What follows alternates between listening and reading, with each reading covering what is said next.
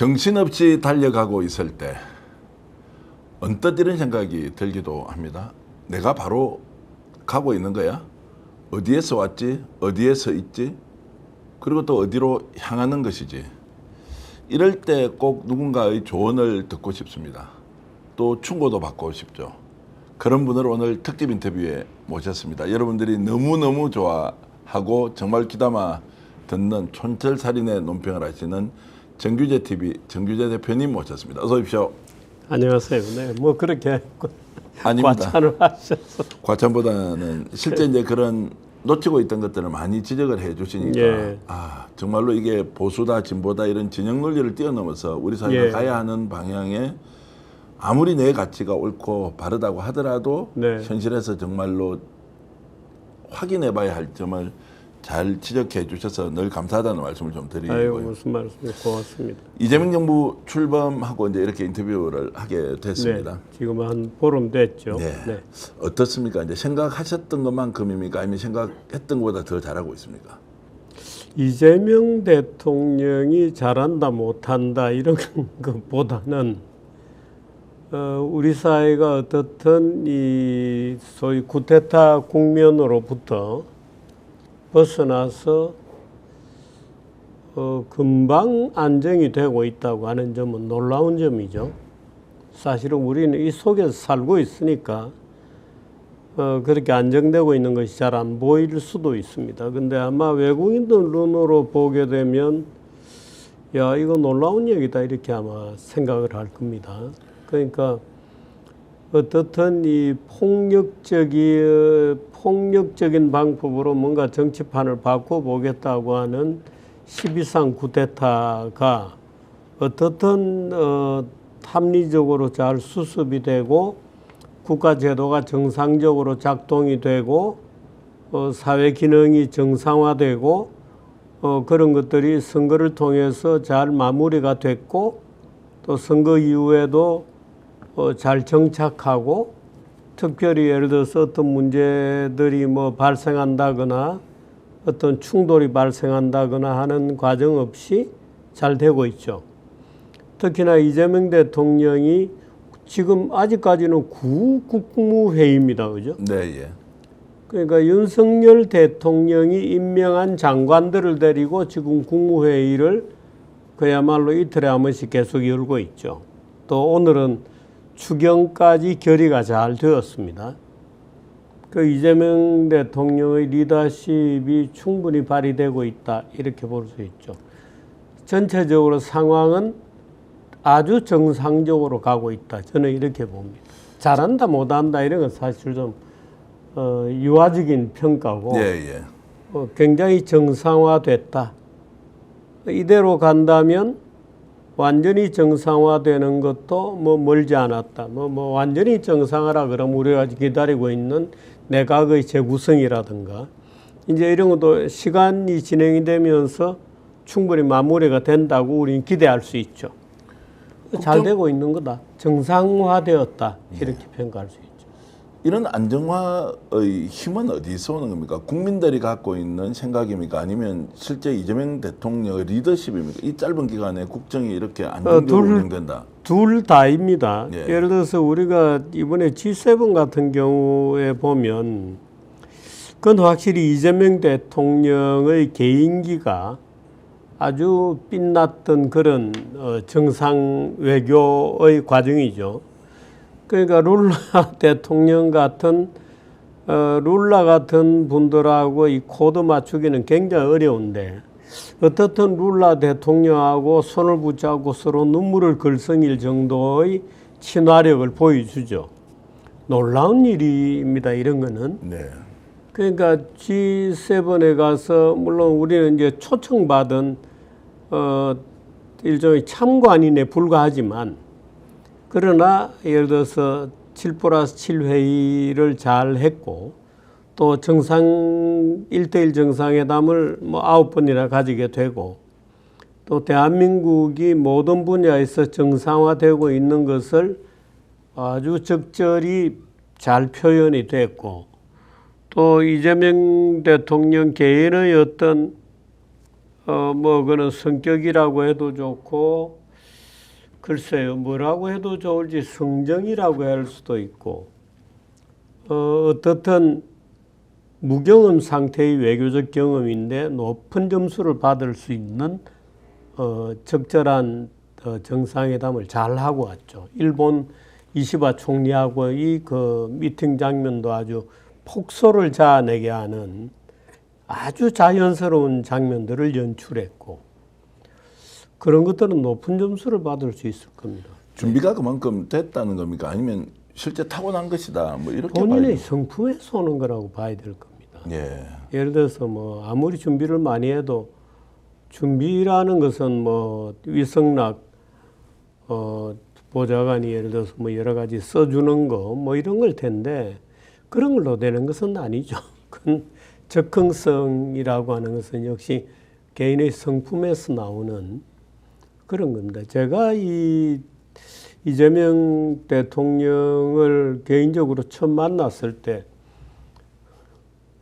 아주 그 재밌는 경험을 했는데요. 이재명 대통령하고 처음 만나서 서로 간에 굉장히 재밌었어요. 네.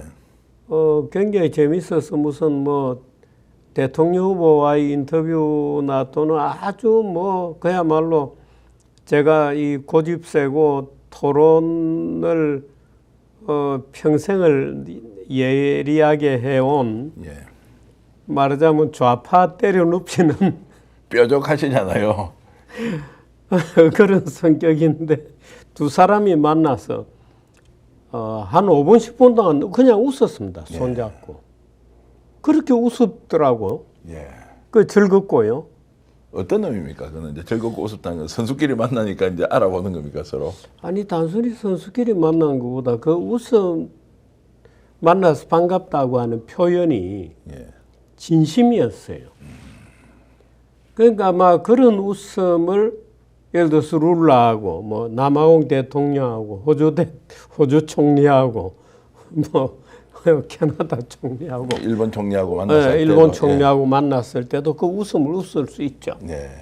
그러니까 한참 그 이시바하고 폭소를 터뜨리고 웃는 장면이 거기서도 나오는 거죠. 그는 개인의 성품입니다. 성품이다. 예, 그건 뭐 기획이라든가 참모들이 잘 만들어 줬기 때문이 아니고 제가 볼 때는 그 개인의 성품에서 나오는.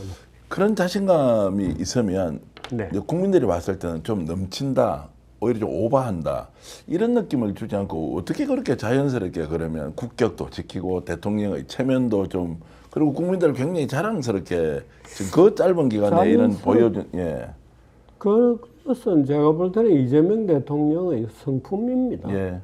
예, 성품이 제가 그 이재명 대통령을 이제 대통령 전에 이제 두 번을 만나 뵀는데 누가 저인데 인상을 물어요. 그분이 인상이 어떤 분이냐 그렇게 물어서 제가 발랄한 분이다 이렇게 얘기했거든요. 근데 발랄하다는 표현이 참 보통 우리 잘 쓰는 표현이 아니죠. 또 뭐 대선 후보한테는 더 쓰기가 어려운 표현이죠. 성인들끼리는 발랄하다 이런 표현은 무슨 어린애가 이야기 발랄하더라 뭐 이렇게 무슨 얘기하는 것이 어른들끼리 발랄하다 이 말을 잘 하지 않죠. 근데 제가 발랄하다 그러니까 듣는 사람이 깜짝 놀라요. 발랄이 뭐죠?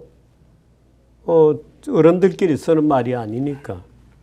그 제가 조갑재 선배하고 같이 이제 이재명 대통령을 만났는데 그 한 오랫동안 얘기했죠. 저녁 먹으면 3시간을 넘어 얘기를 했으니까 얘기가 다 끝나고 이제 먼저 일어나시고 제가 물었어요. 조 선배는 어떻게 보셨어요? 이런 거. 조갑재 선배의 말씀이 야, 참 명랑하다. 그렇게. 그러니까. 발랄 명랑은 보통 어린이들한테 쓰는 이제.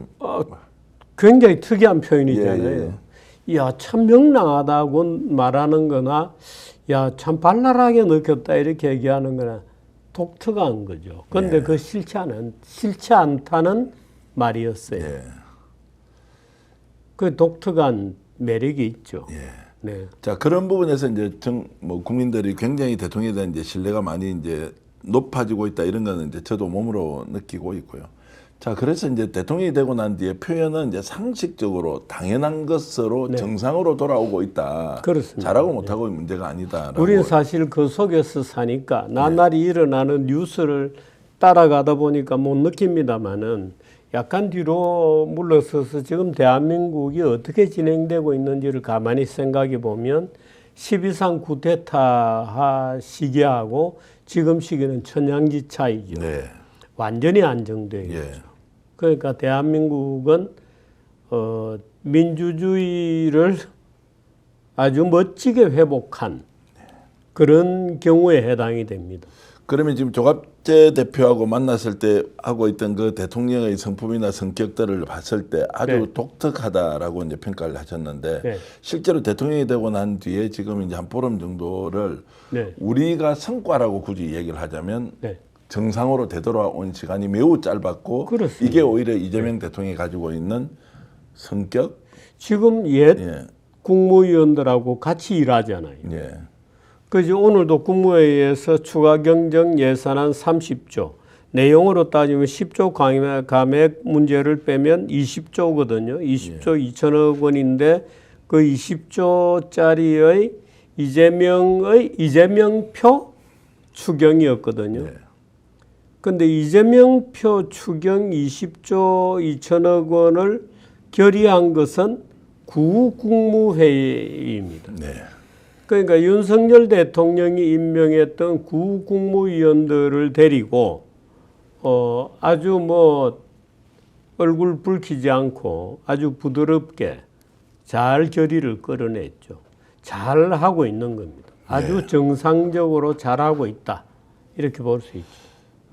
대통령 한 사람이 나라를 이렇게 바꿀 수 있습니까? 우리는 지금까지 메시아로서는 절대 대한민국을 바꿀 수 없다. 뭐 이렇게 얘기를 물론 했는데. 대한민국이 갖는 제도 힘도 있습니다. 예를 들어서 굉장히 제가 늘 걱정하고 했던 게 이제 보수 진보 양대 정치 진영에 속한 국민들 간의 갈등이라든가 정오, 분노심, 적개심 이런 것들이거든요. 예를 들어서 아직도 일각에는 상당히 그런 적개심들이 많습니다. 그러니까 윤석열 대통령 때는 좌파 진영에서 또 지금 이재명 대통령 경우에는 우파 진영 일부에서 예를 들어서 뭐 말할 수 없는 사실에 근거하지 않는 조롱이라든가 이런 것들을 만들어내죠. 이제 억지로 만들어내는 사람들이 있습니다. 직업적으로. 근데 그런 사람들이 예를 들어서 뭐 이재명 대통령이 이번에 G7에 가서 왜 빨간 카페트를 더 대접을 못 받았나. 뭐 말하자면 이런 걸 이제 만들어내죠. 네. 근데 그건 이번에는 아예 안 깔았거든요. 근데 아예 안 깔은 사실은 뒤로 돌리고 그저 이재명 대통령의 사진을 하면서 예를 들어서 환영 나오는 사람들도 왜 인디안 추장 복장한 사람만 나왔나. 네. 하고 이제 조롱을 하죠. 여전히 이런 것들이 있습니다. 여전히 이런 적대감, 조롱의식 이런 것들이 있는데도 불구하고 굉장히 예외적인 것처럼 보이죠. 야, 너희들 아직도 그러고 있냐.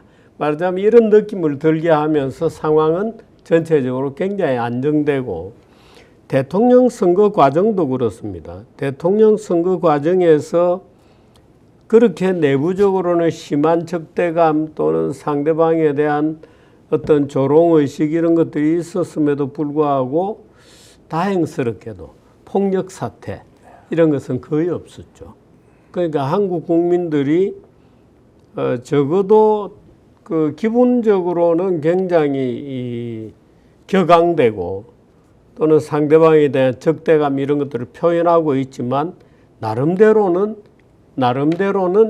절제해주고 균형 감각을 회복해주고 자제해주는데 상당히 그래도 이 실력이 발휘되고 있는 거다. 민주의식이 나름대로 네, 보수 정착이 되었다. 예. 이렇게 볼 수 있죠. 예. 그건 뭐 이렇게 비폭력으로 조용하게 잘 멋지게 치러지죠. 그러니까 양대 이번에 뭐 여러 군데서 예를 들어서 뭐 민주당과 국힘당의 대선 후보들이 나와서 그렇게 멀지 않은 장소에서 또는 시차를 두고 이렇게 같은 장소에서 말하자면 대통령 캠페인을 하는 일들이 많이 있었는데도 불구하고 뭐 충돌이 있다든가 폭력 사태가 있다든가 또는 뭐 소주병이 날아다닌다든가 이런 일은 전혀 존재하지 않았죠. 그러니까 우리도 모르게 꽤 성숙해지고 있었던 거죠. 저희들이 그 이제 정규 대표님 모시고 이제 이런 말씀을 듣고 싶은 겁니다. 우리가 네. 놓치고 있는 것 중에서 네, 네. 너무나 소중한 가치가 있음에도 불구하고 네. 당연하다 생각하고 있었는데 네. 오늘 또 이렇게 말씀 주시면서 우리가 이제 이런 정말로 대한민국의 국력 또는 이제 국민들의 수준이 이만큼 높아졌구나라는 한 단면도 이제 확인을 하게 되는 겁니다. 사실 국무회의 같은 것은 어떻게 보면 놀라운 겁니다. 국무회의 같은 거 할 때도 이번에 처음에 이재명 대통령이 좀 어색하시죠. 이러고 얘기를 시작했잖아요. 근데 그날만 하더라도 여러 국무위원들이 다소 가시도친 얘기들을 뱉어냈거든요. 그래서 이거 약간 분위기가 살벌한 것이었는가 또는 굉장히 적대적이었나 이렇게 느낄 수도 있었습니다만은 바로 그 다음 국무회의 때부터는 굉장히 안정되게 갔어요. 그리고 대통령이 놀랍게도 발언들을 다 껄끄러운 발언들도 시키고 또 대통령의 지적에 대해서 국무위원들이 솔직하게 의견들을 밝히고 하면서 지금 2주 됐는데요. 아마 국무위원들은 굉장히 만족할 겁니다. 네. 제가 볼 때는.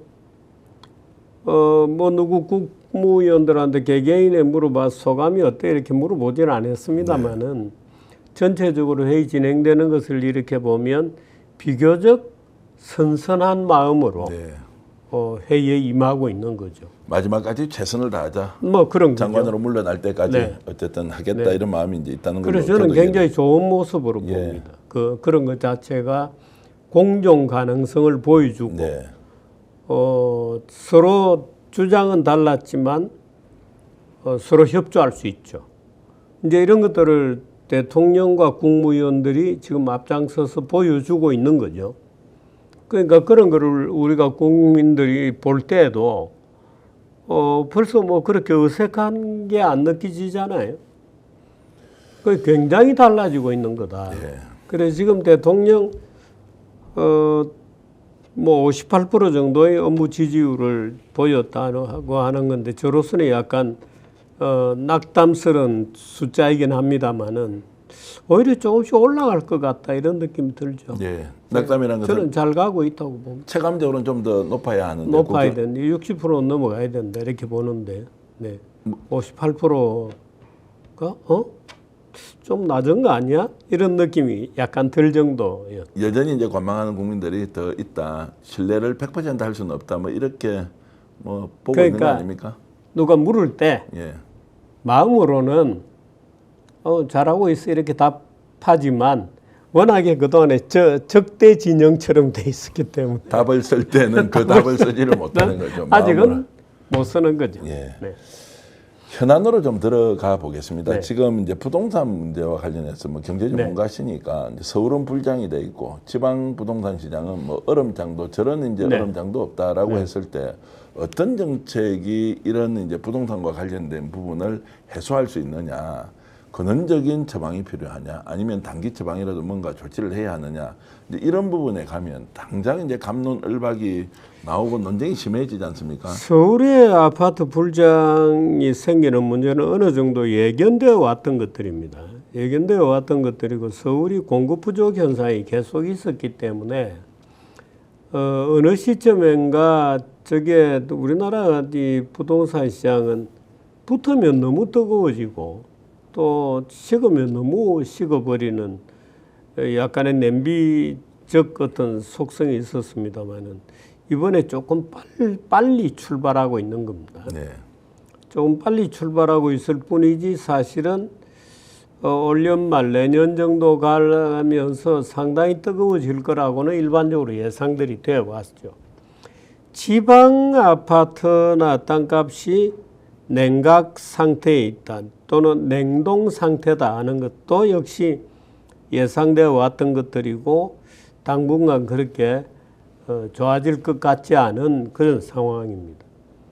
근데 사실 이 지방 문제는 집값 문제뿐만 아니고 예를 들어서 지방에 뭐 웬만한 도시에도 센터들이 집들이 막 빈집들이 생기고 있거든요. 예를 들어서 뭐 역사 전통을 자랑하는 뭐 울산이다 뭐 포항이다 이런 데 가도 시내 센터들이 집들이 비는 겁니다. 그래서 상당히 이제 지금 우리가 우려를 하고 있습니다만은 저런 상황이 조만간 개선될 가능성은 없고 별다른 처방도 없다고 봅니다. 전체적으로 소위 우리가 지역에 어느 정도 활기를 바라느냐 또 지역 정책을 어떻게 가져가느냐는 것은 저는 지금의 지역 균형 정책으로는 치유가 안 된다 이렇게 보고 있습니다만은 다른 방법과 다른 어프로치라야 된다라고 보고 있는데 지금 아직까지 우리 정부가 방법을 못 고치고 있죠. 말하자면 적절한 예산 지원을 통해서 지역 경제를 돌릴 수 있을 거라는 것은 저는 불가능할 거다 그렇게 봅니다.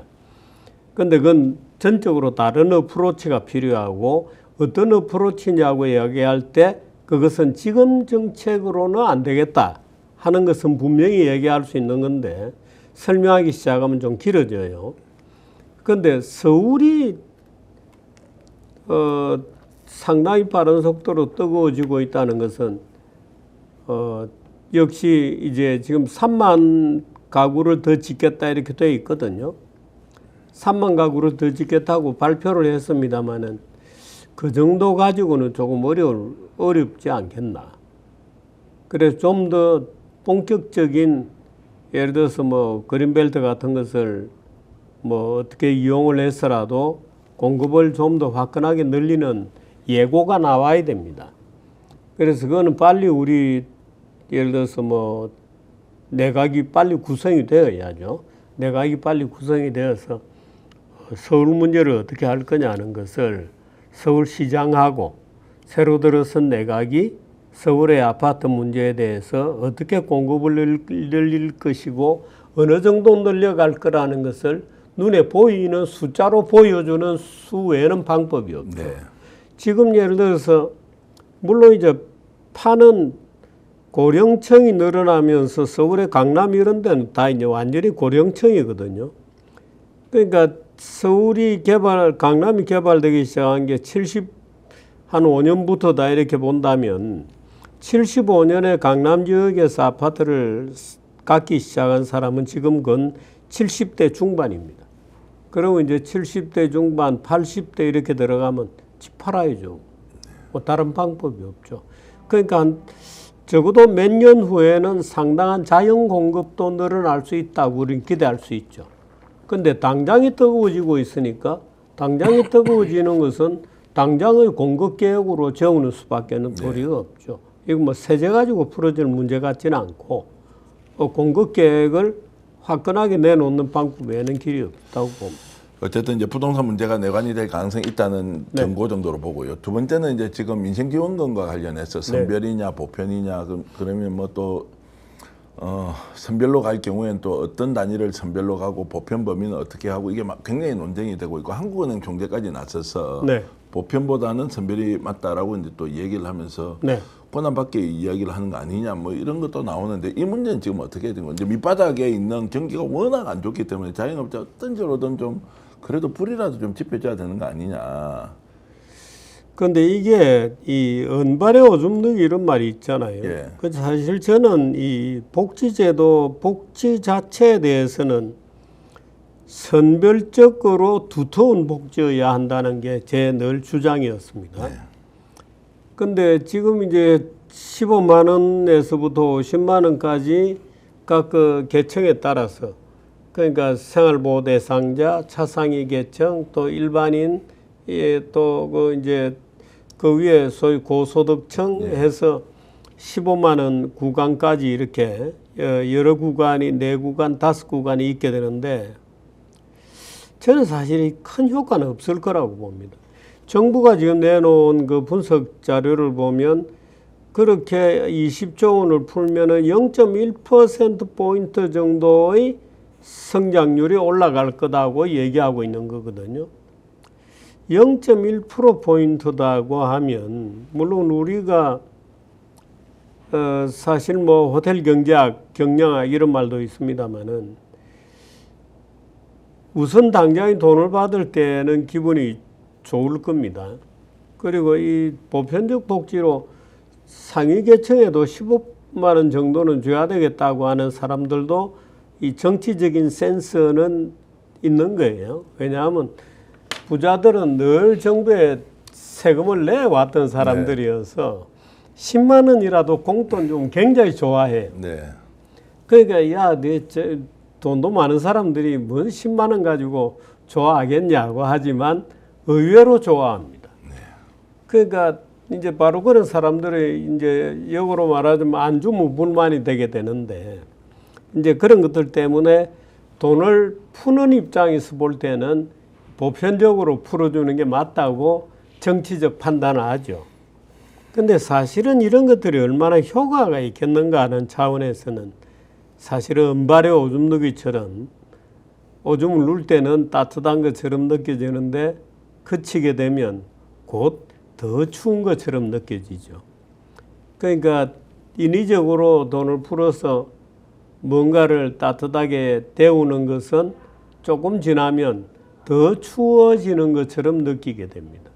그래서 이런 것은 일종의 캄플 주사와 같기 때문에 아예 상층부로 놔두고 하위 30% 또는 최대한 범위를 넓히더라도 하위 50% 미만으로 될 수 있도록 네. 사실은 가는 게 좋은데 아마 새로 구성되는 정부 입장에서 볼 때는 이 역시 사람들이 돈이 있을수록 이 작은 돈이라도 정부가 주면 감격적으로 느끼죠. 야, 그동안 뜯어만 가더니 그래도 조금 주는구나 하는 재미를 느끼거든요. 그래서 이제 그 10만 원을 가지고 사실은 이 가난한 사람들일수록 한계 효용이 높은 거다 이렇게 흔히 경제적으로는 얘기합니다만은 예를 들어서 부자들에게 주는 15만 원도 소비 진작에는 상당히 효과가 있을 거예요. 15만 원 가지고 부자들이 가서 저녁 식사에 쓸 땐 자기 돈 보태서 쓰거든요. 네. 예를 들어서 50만 원어치 먹을 수도 있고 그래서 아마 단기적인 효과는 있을 텐데 역시 자영업자 부채 정리라든가 이런 구조 개선 문제로 가는 것이 더 나을 겁니다. 경제적으로는. 그래서 조금 이런 거는 더 좀 들여다보는 게 좋지 않나. 너무 지금 새 정권이 든지 보름 만에 일단 약간씩 뭐 선물이라도 좀 주고 시작하자 하는 아마 정치적인 압력을 느끼는 것 같습니다. 제가 볼 때는. 실제로 이제 너무 안 좋으니까요. 밑바닥 네. 경기라고 하는 게 이게 이제 그 은발에 오줌 누기 뭐 동의를 합니다만 그러면 이제 100% 중에서 50%를 집중 지원하자고 해봐야 뭐 네. 예를 15만 원이 30만 원 되는 거 30만 원 50만 원을 준다고 해가지고 네. 이게 이제 제대로 도느냐 안 돼 이런 것도 좀 논쟁적으로 이제 논의를 할 수 있는데 이 이야기를 제가 들었습니다. 작년에 그 자살률 조사를 해보니까 통상적으로는 60대가 가장 높았는데 네. 유독 2024년도에 자살률 조사를 해보니까 네. 40대, 50대의 네. 자살률이 60대보다 더 앞섰다는 겁니다. 이제 그만큼 지금 먹고 살기가 어렵기 때문에 네. 응급 환자한테 생명부터 붙여놔야 되는 것이지 이게 지금 우리가 효용이나 효과에 대해서 이것저것 따지고 하는 것이 맞느냐. 바로 그것 때문에 예. 필요한 계층에 더 주는 정책이 필요하다는 거예요. 예, 예. 예를 들어서 필요 없는 계층까지 정치 군중임으로 똑같은 n분의 1의 권리를 가진다고 정치하는 사람들은 생각하기 쉽지만 바로 그런 문제 때문에 그 사람들에게는 10만 원이 아니라 20만 원 예. 또는 부자들에게 갈 돈까지 얹어준다면 예를 들어서 뭐 충분히 4, 50만 원 예, 예. 뭐 4, 50만 원이면은 가난한 생활에 있어서는 그래도 꽤 뭐 짧은 기간이긴 하지만 따뜻한 어떤 저녁을 먹을 수 있죠. 그러니까 그런 차원에서 배려가 필요하다는 겁니다. 네. 그러니까 예를 들어서 자살률이라든가 지금 살기가 너무 심각해서 급히 정부에서 돈을 풀 수밖에 없다. 오케이. 인정은 합니다만은 그럴수록 오히려 필요한 자에게 더 줄 수 있는 여유들이 필요하죠. 사실은 그게 인색해서 선별적으로 주자는 게 아니고 사실은 더 급한 사람들에게 더 주자는 뜻이죠. 네. 그래서 그런 면에서 우리가 이제 선별적으로 주는 게 오히려 맞다는 얘기를 하게 되죠. 알겠습니다. 이제 그러면 돈이 있어야 되는데 뭐 결국 국가가 이제 뭐 채권 발행을 통해서 부자들이 세금 내야죠. 자 그래서 이제 지금 나오는 이야기가 대기업 감세를 비롯해서 윤석열 정부 3년 동안 있었던 여러 가지 감세 정책을 환원만 하더라도 몇십조 거둘 수 있다라는 부분에 대해서는 또 경제 전문가로서 이런 식으로 또 가는 것에 대해서 어떻게 판단을 하시는지 좀 여쭤보고 싶습니다. 대기업 감세 같은 경우는 얘기들이 조금 이제 다릅니다. 사실은 법인세는 기본적으로 이중과세적 성격을 가지고 있기 때문에 법인세는 우리가 생각하는 것처럼 그렇게 작동하지 않아요. 우리는 법인세도 이 개인 부자들에게 매기는 소득세처럼 생각하거든요. 그런데 법인세라고 하는 것은 실제로 법인세를 누가 내느냐 하는 경제적 연구들이 굉장히 많습니다. 그래서 법인세를 부자인 어떤 기업이 내는가? 라고 우리가 질문을 해보게 되면 그렇지 않은 경우들이 굉장히 많습니다. 오히려 소비자에게 좋은 기업일수록 소비자에게 쉽게 전가되죠. 이제 그런 측면들이 있기 때문에 법인세는 그렇고요. 지금 사실 정부가 거둘 수 있는 예를 들어 소득세도 아마 정부가 실제로 소득세를 매기려고 할 경우에 굉장히 부담을 많이 느낄 겁니다. 우리나라는 많은 사람들의 생각과는 달리 부자들이 어느 정도의 부담을 하느냐는 기준으로 보면 우리나라가 거의 세계 탑3 안에 들어가는 정도입니다. 그러니까 부크라파의 오래된 부자들과 거의 맞먹는 정도 수준의 소득세를 냅니다. 우리나라는 지금 49% 정도 내거든요. 네. 딱 거의 뭐 절반이잖아요. 절반의 소득세를 내고 여기에다가 건강보험을 합치고 뭐 이렇게 계산을 해보면 우리나라 부자들이 세금을 굉장히 많이 냅니다. 그래서 그러면 지금 이 말하자면 부자들이 지금도 세금을 엄청나게 내는데 더 내라. 그 차마 얘기하기가 참 어려운 거죠. 이제 정부 입장에서 볼 때는. 정치적 슬로건을 우리가 세우기는 좋습니다. 부자들이 그래도 좀 더 내달라. 그 호소할 수는 있는데 이것 말고 지금 거둘 수 있는 세, 특히 많이 이번에 윤석열 정부 때 감세해 준 게 부동산세거든요. 그 부동산세 같은 경우에 강남 지역 같은 경우에는 종부세 이런 데서 웬만한 집이면 수천만 원씩 감세가 되었습니다. 수천만 원 감세를 해주고 이번에 말하자면 경기 보조금을 주면 15만 원씩 준다? 사실 웃기는 거죠. 그러니까 말하자면 세금을 걷는 행정당국 입장에서 볼 때는 매길 수 있는 데는 부동산 세금밖에 없습니다. 그러니까 지금 부동산 시장이 안 그래도 지금 또 불장이야. 부르는 게 값이야. 그러면 아마도 정부로서는 결국 부동산세를 문재인 정부 때 매겼던 수준으로 그럼 다시 매겨야 되느냐. 네. 바로 그것 때문에 사실은 문재인 정부가 혹독한 비판을 받았던 거거든요. 그 이런 딜레마에 지금 봉착을 하게 되는 거죠. 자 그러면 어떻게 이제 재원을 마련할 것이냐 국가가. 그러니까 예, 예. 그래서 하는 얘기가 예를 들어서 추경 20조, 감액 추경까지 합쳐서 30조 원을 야 이런 거 좀 적게 해라. 뭐 선별적으로 해라. 뭐 이런 얘기들이 나오는 이유가 사실은 뒤에는 여러 가지 이제 조세를 어떻게 할 거냐. 야, 뭐 또 부동산 세금을 꺼내야 되느냐. 부동산 세금을 꺼내봤자 효과가 없고 그야말로 착취적으로 거둘 수밖에 없다는 것도 이미 다 알려져 있는데 이거 내봤자 또 효과가 있을 거냐는 문제가 있는 거죠. 그러니까 결국 이 조세 문제는 모든 국민들에게 어떤 세금을 걷느냐 하는 문제는 조세의 대원칙대로 갈 수밖에 없거든요.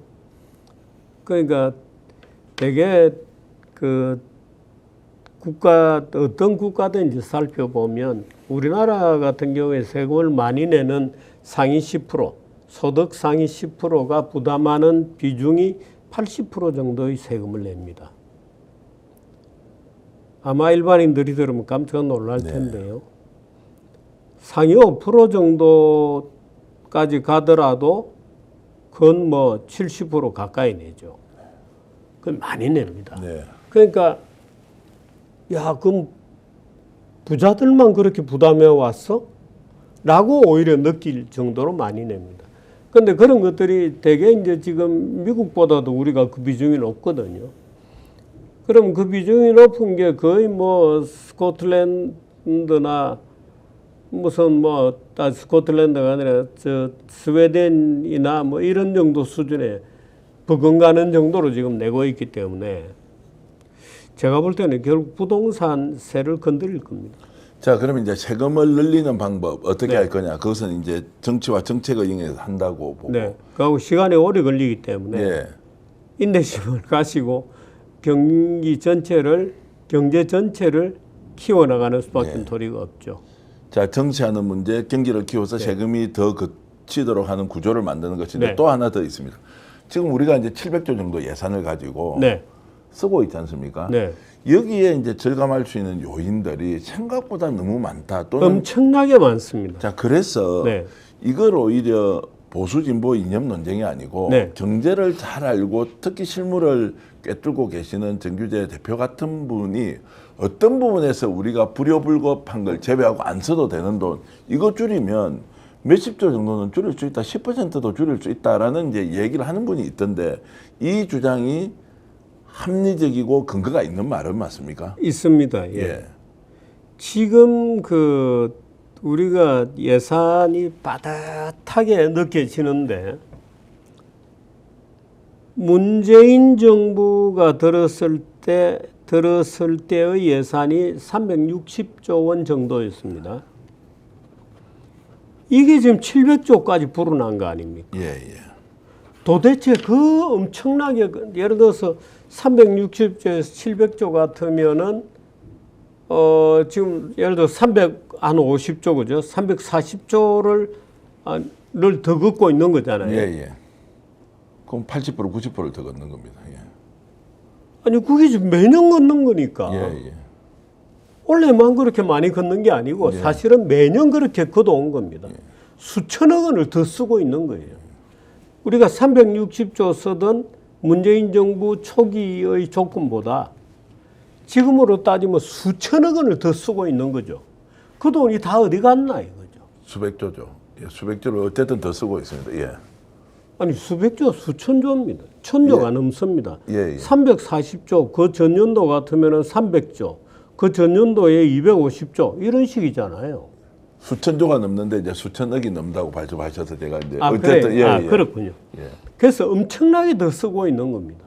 이 돈들이 다 어디 갔냐 이거죠. 누군가는 먹고 떨어진 겁니다. 누군가는 먹은 겁니다. 근데 예를 들어서 누군가가 먹고 있냐? 제가 먹고 있는 거를 대강 때려잡았으면 첫째, 지방 토호들, 건설업자를 포함한 지방 토호. 둘째, 공공 부치들, 양반 부치 뭐 이런 뜻으로 부치란 예, 예. 말을 쓰면 공공 부치입니다. 공무원을 포함해서 예를 들어서 공공 부치. 지금 그 우리 주변에 가보면 무슨 뭐 협회 무슨 단체 무슨 단 이런 이름을 든 무슨 각종 뭐 협회라는 말이 가장 기본적입니다만은 또는 정부 예산 중에 이 예산을 숨기기 위해서 특별한 무슨 기금 이런 식으로 해서 숨겨놓고 불어나는 것들이 엄청나게 많습니다. 그 지금 이 이재명 정권의 예산을 정말 냉정하게 들여다보고 칼질을 할 수 있는 전문가가 몇 명이나 될지 제가 좀 의심스러운데요. 네. 이제 조각이 되는 걸 좀 봐야 되죠. 그런데 정부 밑에 정부 공무원이 아니고 공무원들도 물론 굉장히 이번에 왜 뭐 서울에 무슨 공무원들이 무슨 지원금 가지고 뭐 해외여행 갔다 오고 이랬다는 뉴스도 나오잖아요. 근데 그건 이제 물론 그런 논들도 있습니다만은 공공부문이라고 하는 단체, 협회 이런 것들이 정부 밑에 딱 직접 턱을 받치고 붙어 있는 것만 해도 15,000개 정도 되거든요. 네. 이제 이런 거대한 조직들이 정부 예산을 전부 녹여 먹고 있는 겁니다. 그래서 이걸 정리를 하면 10% 제가 볼 때는 더 할 겁니다. 그런데 예를 들어서 윤석열 정부가 들어서서 저는 윤석열 정부가 보수 정부라고 생각해 본 적도 없습니다만은 700조 원까지 불어나는 윤석열 정부의 거의 2배 가까이 불어났는데 70몇 프로 불어났죠. 근데 그거를 사실은 윤석열 정부 때 과감하게 구조조정을 해서 잘라가지고 적어도 500조 원 밑으로 끌어내려 놨어야 정상인 겁니다. 네. 근데 안 줄였어요. 네. 하나도 안 줄였습니다. 방만하게 늘어난 것을 그대로 끌고 간 거예요. 그래서 지금 그 말하자면 똥볼이 이재명 정부로 넘어오고 있는 거예요. 그래서 이거 지금 구조조정을 지금 안 하면 그 저는 이재명 정부 야 그거 해내겠나? 해내기 어려울 걸. 그 걱정을 합니다. 근데 지금 안 하면 다음 정부는 아마 이재명 정부를 저주할 겁니다. 네. 이재명 대통령의 실용적 사고로 보면 이제 국가 예산이 어떻게 쓰이는지에 대해서 실질적으로 접근해서 뭔가 대대적인 수술, 혁신적 접근, 그리고 결과가 국민들에게는 더 좋아지지만 예산을 좀 줄이는 이런 것까지 갈 수 있지 않겠습니까? 올 연말에 보면 또 자 예산을 늘리자. 국민들은 두텁게 아까 말씀하셨던 그런 어려운 사람들한테는 두텁게 우리가 보장을 좀 해주고 그렇지 않은 부분은 아예 그냥 거품 다 빼자. 이렇게 가는 대대적인 개혁 작업. 저는 대단히 기묘하다고 보죠. 예. 이 정부 산하나 각종 정부에서 숨기고 있는 이것은 사실은 지금 대통령 직속으로 기획 예산 업무를 가져가겠다는 거잖아요. 그러니까 기획재정부에서 예산 기능은 대통령 밑으로 뽑아내겠다는 게 지금 계획이거든요. 아마 여기에 물론 전문가들이 앉게 될 겁니다. 전문가들이 앉게 되고 지금은 이렇습니다. 예를 들어서 정부 각 부처가 중소기업을 지원한다는 명분의 예산을 다 가지고 있습니다. 지방도 그렇습니다. 지방도 그런데 지방의 토호들이 예산을 전부 녹여 먹고 있는 겁니다. 전부 다 임자가 있는 것들이 다 임자가 있습니다. 그렇게 해서 이제 가는데 예를 들어서 이거를 끊어내려면 엄청난 노력이 필요하죠. 엄청난 노력이 들 겁니다.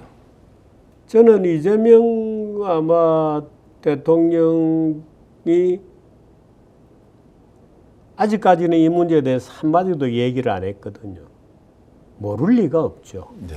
저는 당연히 아는데 그동안에는 일종의 선거를 하는 기간이었기 때문에 얘기를 안 하고 있을 뿐이다고 생각했고, 저 자신도 예를 들어서 물론 저 혼자 떠드는 얘기입니다만은 약간의 오디언스가 있고, 근데 저 혼자 떠드는 얘기입니다만은 이재명 대통령에게 바란다 이런 얘기를 할 때도 이런 얘기를 잘 안 했어요.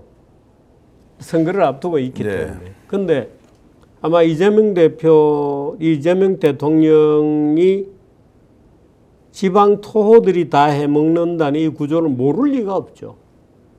또 그러고 정부 밑에 붙어 있는 수많은 단체들이 이 예산을 뜯어먹기 위해서 정말 끊임없이 국회를 포위하고 특정 국회의원들에게 돈을 주어가면서 스포일 시키면서 예산을 엄청나게 뜯어가고 있다는 것을 모를 리가 없습니다. 그런데 이걸 이제 하려 그러면 치밀하게 계획을 짜고 정말 끈질긴 어떤 실사를 거쳐서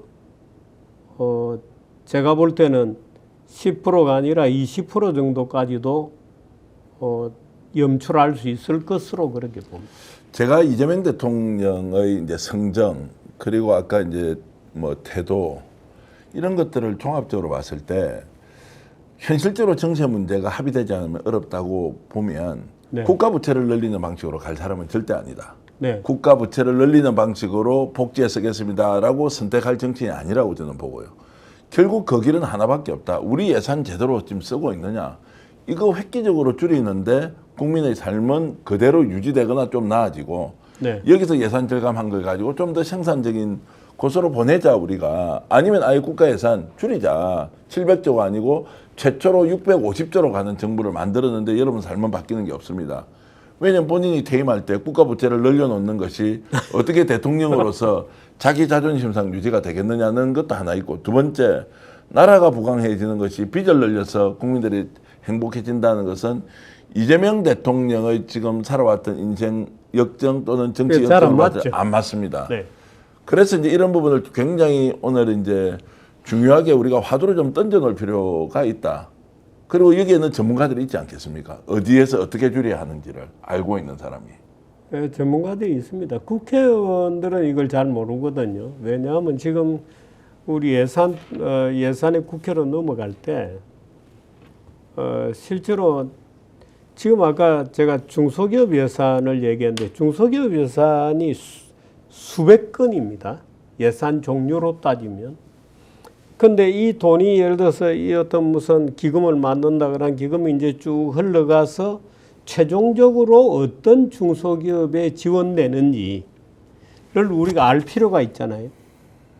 그러면 이 돈에 이제 꼬리표를 다는 겁니다. 예를 들어서 A-1 또는 그 다음은 A-2 꼬리표를 쭉 따라서 어떤 돈이 어디로 가는지를 파악하기 위한 계획을 만들고 그 계획을 예를 들어서 예산을 꼬리표를 달고 쭉 내려가서 최종적으로 어떤 사람에게 수표로 국고 수표로 돈이 나가기 전 단계에 거기서 보니까 이거는 A-1로부터 얼마가 왔고 A-23으로부터 얼마가 왔고 하는 걸 파악할 수 있어야 되잖아요. 공무원들이 이걸 못하게 합니다. 공무원들이 이걸 못하게 해요. 그래서 결국에는 번번이 이걸 우리가 몰라서 못하고 있는 게 아닙니다.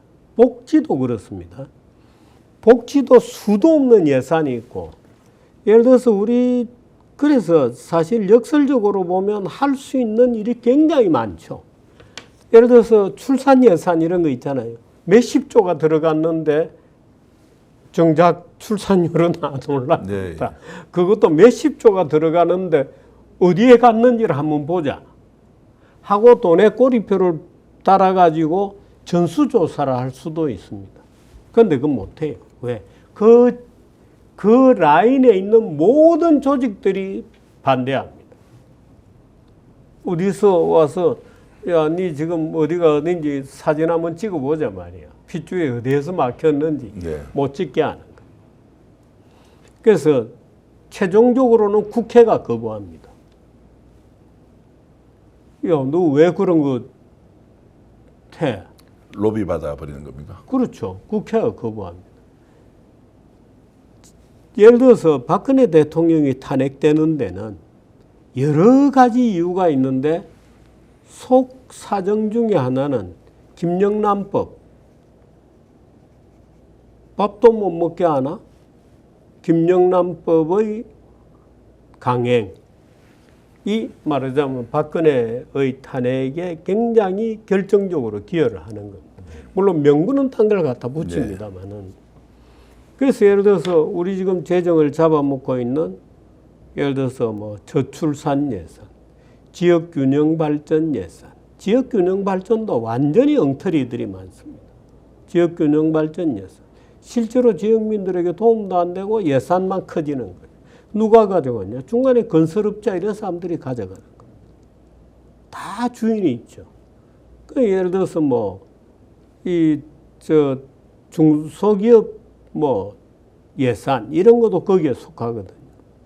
근데 이런 것들을 덩치별로 묶어가지고 실질적으로 얼마나 지원되는지를 한번 들여다보자 하고 전문가들이 붙어가지고 조사를 하고 삭감해 들어가면 못할 이유가 없습니다. 못할 이유가 없는데 이제 그 과정에서 이해관계자들이 달라붙어서 스포일 시키죠.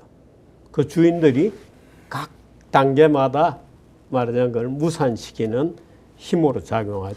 자, 이런 것은 이제 보수 진보의 문제가 아니라 이제 국가 예산이 얼마나 효율적으로 쓰이느냐 이 문제 같으면 국회 차원에서 뭐 언젠가 정권을 보수도 잡게 될 거 아닙니까? 네. 그러면 이런 것들은 오히려 정치적 좀 대타협을 통해서 국가 예산의 효율적 집행 그리고 구성이 제대로 되어 있는지 아닌지 여기에서 정체가 아니더라도 우리가 충분히 재원을 확보할 수 있다라고 하면 좀 양 정당이 좀 나서서 이런 것들은 충분히 논의할 수 있는 것 아닌가요?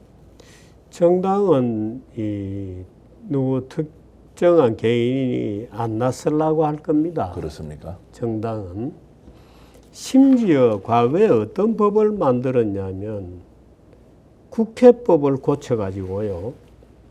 자, 이거 얘기하면 아마 우리 국민들 국회를 굉장히 싫어하실 텐데 국회법을 고쳐가지고 민원인이 민원을 내잖아요. 민원이라는 것은 행정부서에 가서 신청을 했는데 안 된 것이 국회로 오거든요. 네. 되면은 누가 국회로 가져가겠어요? 그러니까 행정부처가 원래 민원을 처리하는 곳입니다. 행정부처가. 그런데 거기서 안 되니까 국회의원에게 들고 오는 거거든요. 그래서 국회에서 어떤 법을 만들었냐면 민원 처리를 위한 국회법 개정안이 있습니다. 민원이 오면 이 민원을 다 모아가지고 국회에서 정부로 넘깁니다. 국민권익위원회로 넘겨요. 그러면 국민권익위원회가 그 민원을 받아가지고 각 행정부처로 네. 쭉 이제 뿌려줍니다. 그러면 각 행정부처는 국회에서 넘어온 민원은 각별히 봐야 되겠죠. 국회의원 이름이 딸려오니까. 네. 그래서 그거를 처리를 해가지고 그 처리 결과를 국민권익위원회를 통해서 다시 국회로 보고를 해라 하는 법을 만들었습니다. 이 법은 대통령이 거부했죠. 당연히 거부해야 되는 법이거든요. 국회는 원래 민원 처리를 못하게 돼 있어요. 그 국회가 이런 법을 만들죠. 그 국회의원들은 민원 한 건 한 건이 얼마나 중요한 표잖아요. 그러니까 처리를 안 할 수도 없고. 그래서 이런 식의, 그러니까 사실은 국회 민원을 원천적으로 못 받게 하는 게 제일 좋은데, 뭐 국힘당을 비롯해서 뭐 민주당도 민원에 있어서는 뒤떨어지지 않을걸요. 그러니까 이런 식으로 스포일 되는 거죠. 그런데 모르겠습니다. 지금은 이재명 대통령이 워낙 힘 있는 대통령이고 그 누구도 사실은 합법적이고 정당성을 갖추지 못하면 거역하기 어려운 권력이죠. 그 이재명 대통령은 할 수 있죠. 최근에 제가 국회의원 한 분을 만나서 이런 이야기를 네. 했는데 국민주권의 시대가 열렸으면 네. 국회에서 활동할 때 자, 기업, 단체, 고액 후원자 이런 쪽에 좀 의존하지 말고 아예 국민을 바라보고 그냥 만 원씩 후원 받으면 되는 거 아니냐. 네. 그러면 훨씬 더 우리 국가 경쟁력이 좋아질 것 같은데 네. 그런 걸 좀 선도적으로 해보면 이재명 대통령이 지금 하고 있는 거 비슷한 거 아니냐고 그런 거 한번 해보자고. 왜냐하면 이익단체의 크기가 워낙 지금 거대하기도 하고 네. 또 집요해서 이거 이렇게 가면은 국민들과 정말로 단체를 이끌어가는 기업이든 어디든 이 영향력이 더 막강해지니까 결국 우리가 원하는 나라 못 만드는 거 아니냐 이제 네. 이런 이야기를 주고받았던 그렇게 적이 될 수 있거든. 있으면 좋죠. 근데 그 누군가는 이제 선도적으로 실천을 해야 되는 거 아닙니까? 네. 근데 실천을 하면 이제 정당에서 또는 국회에서 눈총을 받기 시작하죠. 그래서 아까 말씀하셨던 건 누군가의 뭐 로비라고 제가 칭하겠습니다. 이렇게 해서 오히려 그걸 못하게 하는 법도 만드는데 누가 나서겠느냐. 그렇지 않으면 우리 사회가 지금 안고 있는 이 구조적인 병을 고칠 수 있느냐. 왜 우리는 돈을 늘리는 방법만 이야기하느냐. 아껴 쓰는 방법에 대해서 제대로 연구하면 그것이 오히려 정치 없이 국민들을 제대로 살릴 수도 있는 길인데 라는 생각이 계속 드는 거죠. 제가 볼 때는 이재명 대통령이 이제 조금 이제 정상적으로 이제 정부 구성이 되고 아직은 정부 구성이 안 돼 있거든요. 그 정부 구성이 되고 자리를 잡으면 아마 이 문제를 바로 끌고 갈 겁니다. 예. 그러니까 대통령 직속으로 예산 기능을 가져가겠다고 한 데는 이제 이런 계산들이 들어 있는 거죠. 네. 직접 본다, 한번 개혁을 해본다. 도지 같은 미국의 도지 같은 미국의 도지는 이렇습니다. 미국의 도지는 왜 일론 머스크가 도지 소위 정부 재정개혁 업무를 맡게 되었냐면은 일론 머스크가 도지 개혁팀에 데려갔던 전문가들이 전부 전산 전문가들이에요. 네. 그러니까 어떤 정부의 예산이 스타트를 하면 이 예산이 어떻게 흘러서 밑에까지 가는지를 추적을 하는 전문가들입니다. 그래서 미국은 어떻게 돼 있냐면 예를 들어서 이 일에 어떤 부서에 무슨 공무원이 5명이 배치되어 있다. 근데 그 예산을 잘라버리잖아요. 그럼 이 공무원들이 그 자리에서 해고됩니다. 그러니까 공무원들은 예산이 잘리면 잡이 떨어져요. 그래서 이 도지가 하는 일은 예산을 자르는 일입니다. 사람을 자르는 일이 아니고 원래가. 근데 쭉 가다가 야 이거 예산 이거는 원래 취지하고 달리 엉뚱한 데로 가서 사용되고 있어 하고 예산을 자르면 거기에 딸려 있는 사람이 잘려나가는.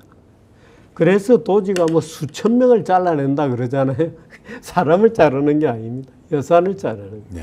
그런 식으로 하는데 물론 우리나라는 노동법 구조도 다르고 하기 때문에 또 실제로 노동시장의 어떤 이런 문제들을 보는 사회적인 어떤 시선 이런 것들이 굉장히 차이가 있기 때문에 문화적인 차이도 있고 아마 이재명 대통령이 이 문제에 대한 어떤 계획에 나서면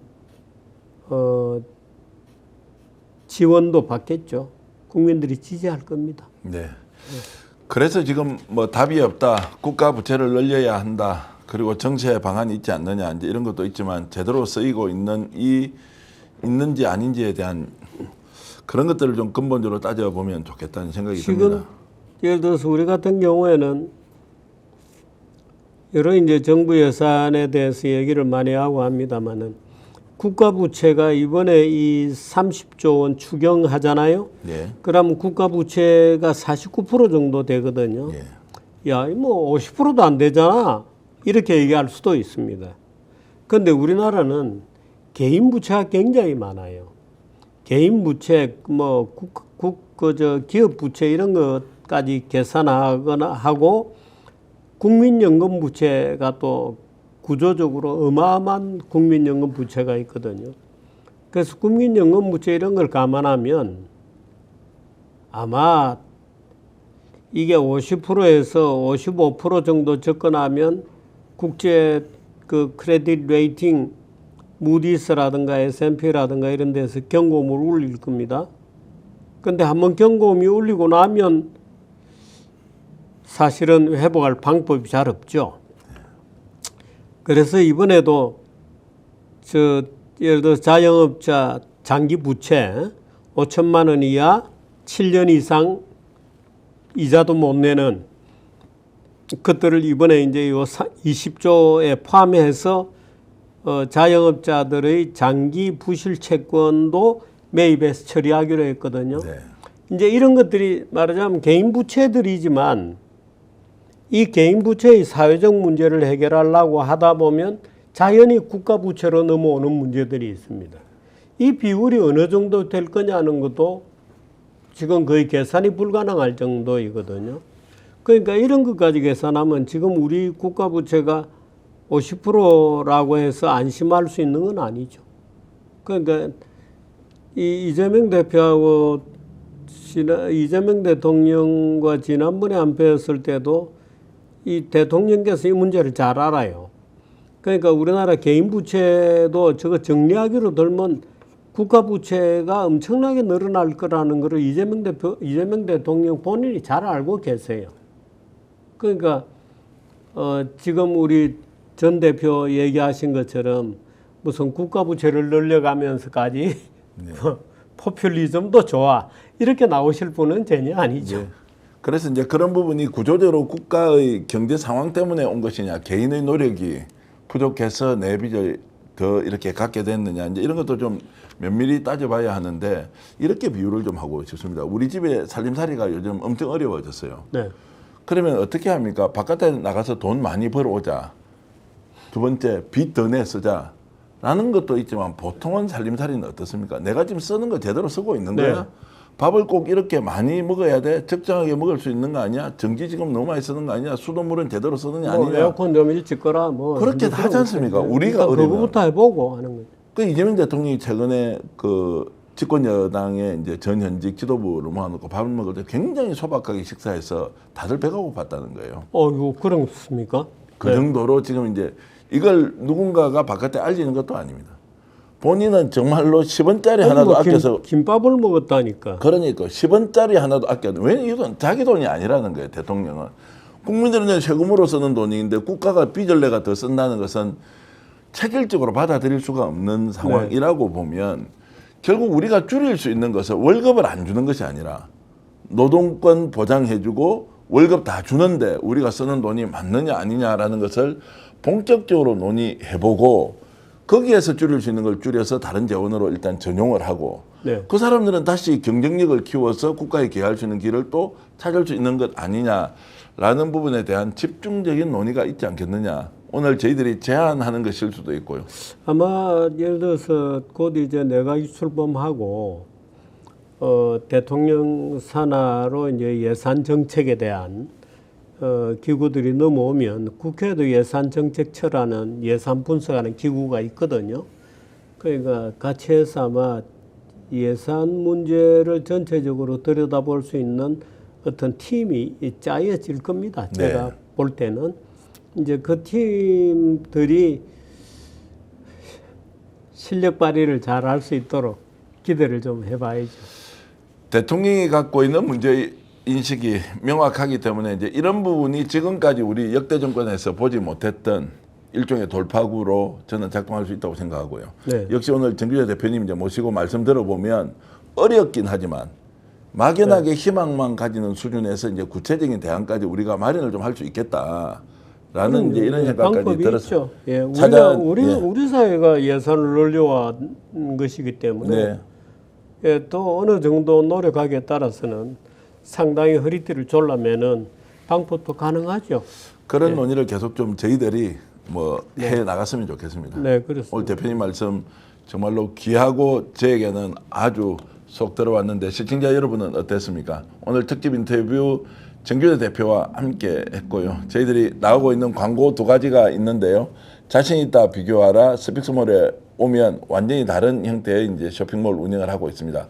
공동구매라는 방식으로 요일별로 우리나라에서 찾을 수 없는 특별한 가격으로 모시고 있는데요.